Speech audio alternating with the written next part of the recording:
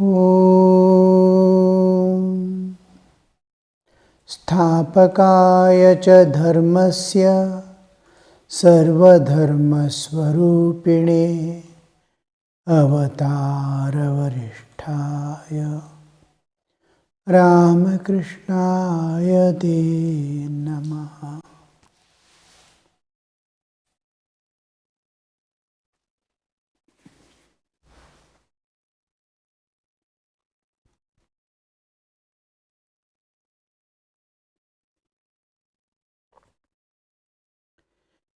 The singers asked what kind of song they should sing. They are asking to Sri Ramakrishna. A group of singers have come. All are in the Surendra's house. The master said humbly, something about Gauranga, if you please. The kirtan began. They sang about the celestial beauty of Gauranga. The beauty of Gauranga's face glows brighter than the brightest gold. His smile illumines all the world. Who cares for even a million moons shining in the blue autumn sky?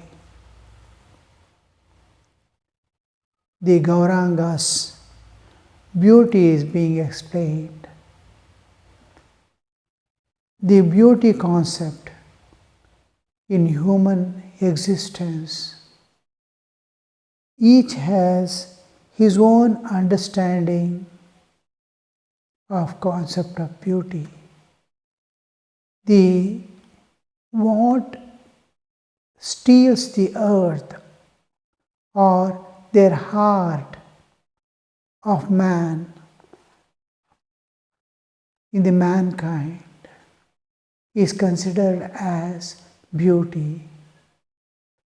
The subjective flow of the Atman is love. The same Atman, when it is objectively viewed, it is called beauty. Subjective manifestation of Atman is love. Objective manifestation of the same Atman is beauty.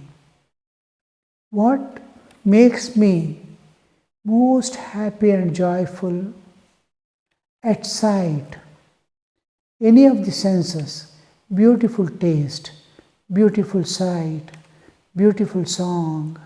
When beauty term is used, it is associated with the perception. I am able to perceive through the five senses. It can be of anything, any sense, beauty. Now here the beauty of sight is taken into picture. But beauty, when does something please you and makes you feel, oh, it's myself as if. I want to possess it, I want to be with it, I want to keep it with me. It is very dear to my heart. It is not pleasing something stands that at the mind. Mental level is something. Heart level is something. Now mental level, I may appreciate a beauty, next moment I am away from it. And suppose intellectual beauty is still shallow. I calculate and say beauty. There is a comparative degree. This is beautiful, this is beautiful, this is more beautiful. The comparison comes when the intellect is there. Mind is from the past experiences. And it becomes a part of your experience, today's understanding of beauty also. But when heart comes into picture, when heart perceives something and feels, I should not part from it, I must possess it, I must love it, I must hold it. The love holding an object remains for long, perhaps forever. So that beauty is my own, there is one reality which has become subject, object, everything. Subject, object is just a identity of an object. Subject is the difference between the two. The one has become two, one has become many, and I am identifying with a particular part of the multiplicity. Otherwise it is one. The moment I leave my bodily existence, I will see that one homogeneous existence is there.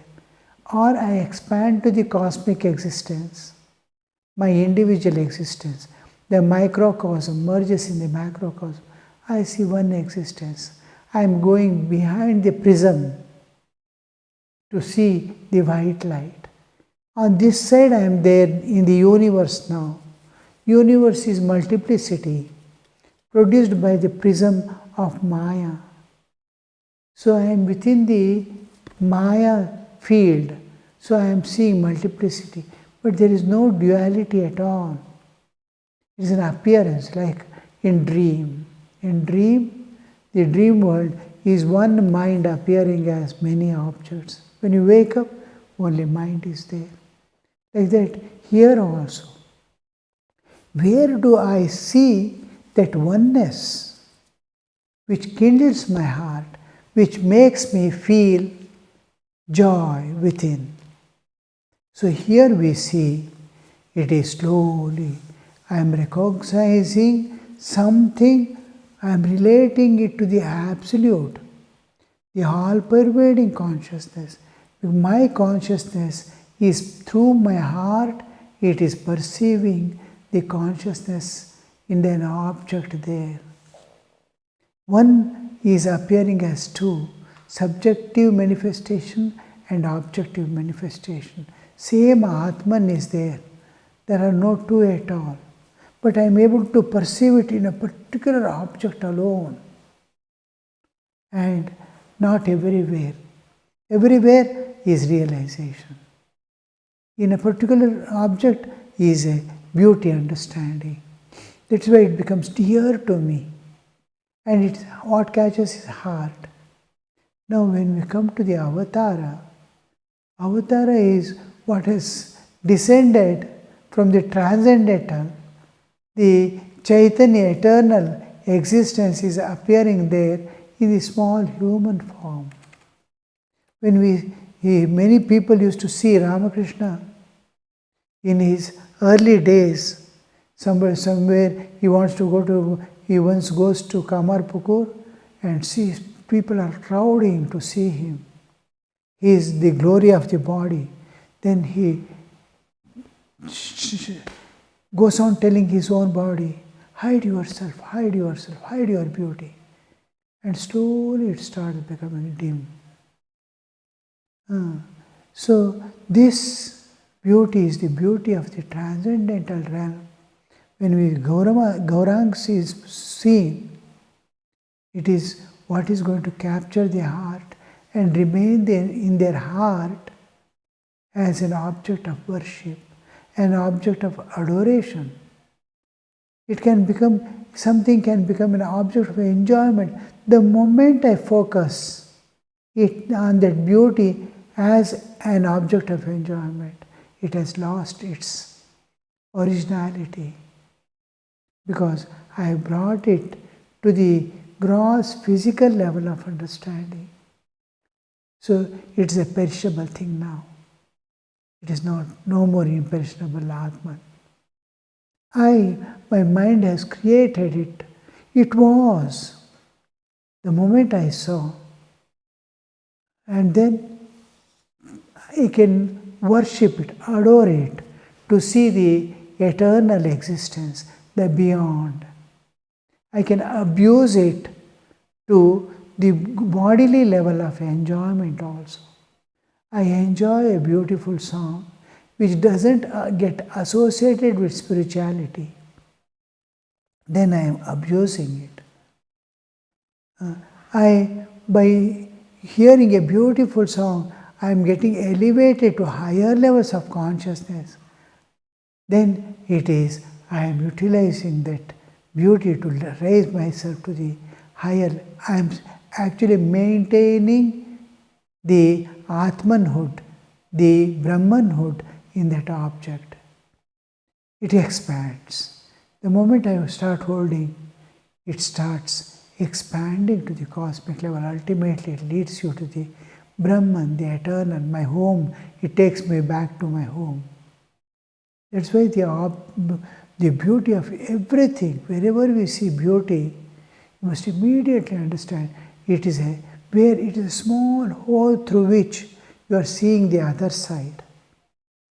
But you can abuse it or utilize it, raise it. What is your attitude? What are you seeking in your heart? It decides what will be your destiny because of that. So here Gauranga is an object of worship for most of the people. Throughout his life, whoever met him enshrined him in their heart and went. Suppose Sri Ramakrishna, imagine Ramakrishna himself, whoever met him enshrined him and went away. The rest of their life, they lived with him in their heart and transcended all their defects from within. All the demons in the heart were killed by his living presence there. Like that, Gauranga's beauty, we should not think the beauty of an ordinary people which we observe. It is celestial beauty. That's why it's capturing, it is holding forever to transport that person who adores it to the level of enlightenment. The beauty of Gauranga's face glows brighter than the brightest gold because it is a manifestation of the Brahman. His smile illumines all the worlds. These are the things. You see anybody, angry face, immediately you feel disgusted. Feel a morose face, you don't want to see again. You see a smiling face, how much of joy it gives, just a smiling face. Everything is pleasant. Just looking at a person, he feels comfortable. Means, when do we smile? When there is no enmity, there is no ego, there is no any bad intention behind to exploit or use or utilize, then there is a smile. That smile is entirely different smile. Smile that gives comfort to the soul. Here, this smile is entirely different. We see in Sri Ramakrishna's, when we go close to the shrine and watch, especially on the special days when it is fully lighted, we see mild, beautiful smile on his face. And Sri Ramakrishna says, when he got the vision of Sita, the vision of the Sita, the object, Sita herself is standing before him and he is seeing. And that picture or that image, that object, Sita, which he was viewing, who manifested in front of him, merges in him. When it merged, she left behind her smile on the face of Sri Ramakrishna. The rest of the life we see him always smiling. That smile is the smile of the transcendental, which gives the solace to the innermost core is brought out. The divine smile is you can see on all images of the deities which we see in our Hinduism. We see all the deities smiling. The face is made in such a way, it is a smile. This smile is different from our smiling. Nowadays, the smile has become an artificial thing. Even a person who dislikes, try to smile and show he is smiling at you. There is no sincerity, reality in that smile. But the real smile is what consoles a soul. But here, when it comes to the avatars and the deities, we see it is your Atman as if it is brought out. The Sat Chit Ananda of the innermost core is brought to the surface level of your mind and perceptions. Then that smile is giving not relief to your mind, not comfort to your ordinary external being, but the innermost core is brought to the externalmost surface. That smile. Who cares even for a million moons? Moon is one of the things that we see at night, especially on moon days, full moon days. How it is, whole day you will be spending almost in the sunshine. Everything is bright and clear. When night befalls, slowly everything enters into darkness. In the darkness, when the moon, full moon shines, it has its own beauty to emit that pleasant, enjoyable light. At night, when everything is dark, it alone is luminously shining forth. That gives, now one thing is an assurance to the soul always, that I am there, I am there. Sun may not be there, but I am there representing him. As if to say, fear not. And another thing is, the beauty of nature is brought out to the fullest extent. The beauty of the nature is brought out to the fullest extent because the harsh sun which was making it visible, but moonlight is making it shine forth in a different degree that makes you most joyful and comfortable. It's an admixture of night and day, like the fully dark night and the sunshine. If they are mixed, it is a blend of darkness and every leaf you can see, and surrounding the leaf you can see the darkness. Only the leaves. In daylight, even the background is lighted. In night, only object is lighted in moonlight. When moonlight is also not, everything is dark almost. Only stars shine in themselves. We can see the star, we cannot see the objects. But here you can see the objects but not the background. The opposite is chill out. You cannot see the object but you can see the background alone. Here in moonlight you see the object, not background. In chill out you see the background and not the object. Object is dark. Suppose a tree is a dark tree, behind is the setting sun. Just almost closing, it is dusk, end of the dusk as if. Chill out. In here, It is objects are there, background is dark, exactly opposite. And sunshine, both are lighted. So here you see a kind of beauty which is like heavenly beauty in moonlight. Moon itself is pleasant and all objects are lighted. It is like a dream world.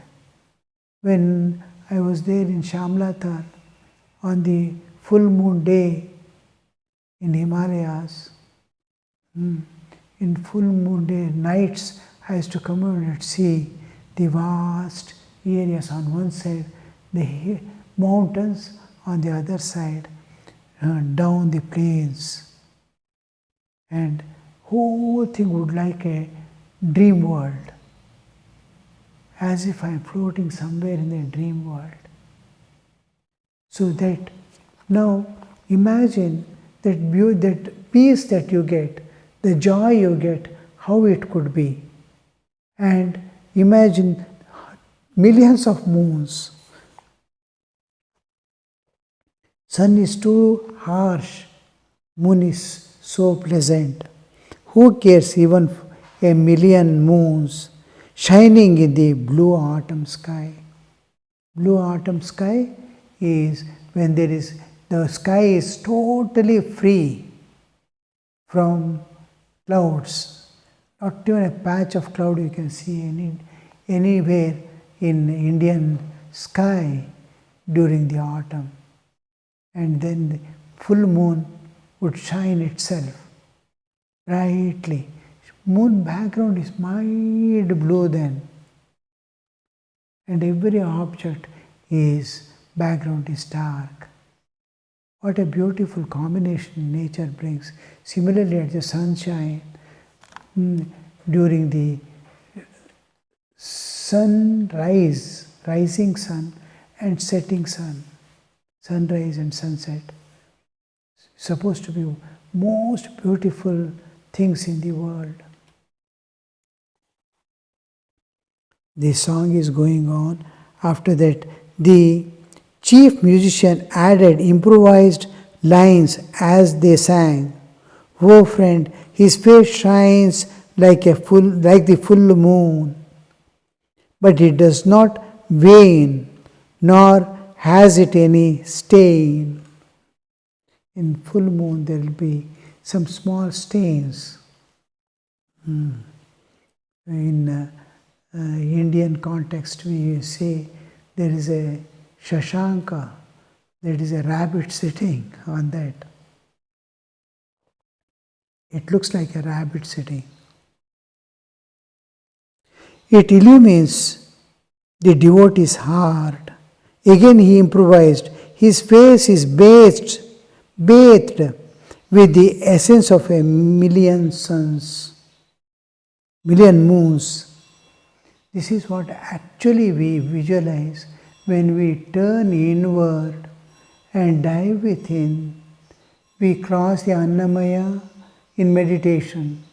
Annamaya, Pranamaya, Manomaya, and enter Vijnanamaya. And from there, when we slip into the space of consciousness, Chaitanya, Chidakasha, we get the vision of God. Suppose you see Ramakrishna there, it will be like a beautiful marble statue of Ramakrishna kept in the sky, and thousands of moons are shining around, which moons are not visible, it's light. If it is lighted by sunshine is too harsh, moonlight is too dull. Thousands of moon, if they shine together, how bright it would be in its own glory standing. Alone, the whole thing is like that. It would be actual experiences of the one who enters into the Vijnanamaya Kosha by meditation, passing through the external layers, enter to the core, get the vision of God. At these words, the master went into deep samadhi. When a singer sings, the artha, bhava and raga are most important things. Artha meaning. Most of the people are pleased with the raga itself. This tune, present tunes are there. So many tunes. Bhupali, Darbari Kannada, so many ragas. Each raga, tune, specific tune, has a particular influence on the heart. And they are usually sung at a particular hour of the day, which matches, it brings, there is already influence of the nature, there that particular bhava, feelings are aroused, emotional feelings are aroused. This is a thing that we see. Bhava is what feelings you get. Artha is the meaning that is conveyed through the song. Raga, tala, they go together. Artha and bhava go together. And these four combination of these, when they match each other, the whole emotional being rouses from within. Many are pleased with the raga, many are pleased with the artha. Meaning, the meaning will be so nice that they get lost in the meaning. Wow, what a word, what a way of presenting things. Similarly, some get lost in the raga. Raga, artha, they create bhava, feelings. Now here, Master went into deep samadhi. The meaning is giving a beautiful, the tune also must be similar to create that bhava. He enters into the transcendental state. After a short while, he regained consciousness of the sense world. Then he suddenly stood up, overpowered by his spiritual mood, and sang improvised lines with the professionals, thinking himself to be a milkmaid of Vrindavan, gone mad with the beauty of Krishna's form. Whose fault it is, my mind's or his beauty's? In the three words, I see nothing but my beloved Krishna. This is what happens when we see an object and see the beauty and fall in love. Anywhere, if the thing elevates you to higher spiritual consciousness, it is surely the Atman, the Brahman, the God presenting on the other side. To take you, it is like a mantra. It is like a mantra, a word of worship, a symbol. And this we will see in common life. A mantra takes us, the mantra is something comes from the transcendental to take you to the. Here also, beauty of a song, beauty of a person, which has come from the transcendental to take you to the transcendental back. So this manifestation, here we see he is taking Sri Ramakrishna and he is giving the exact, in how the gopis transcended their bodily existence, how they loved that Krishna as the supreme being and lost their external awarenesses of body and mind and reached the highest enlightenment assured for a ardent aspirant of spirituality. Om Shanti Shanti Shanti Harihi Om Tat Sat Shri Ramakrishna Arpanamastu.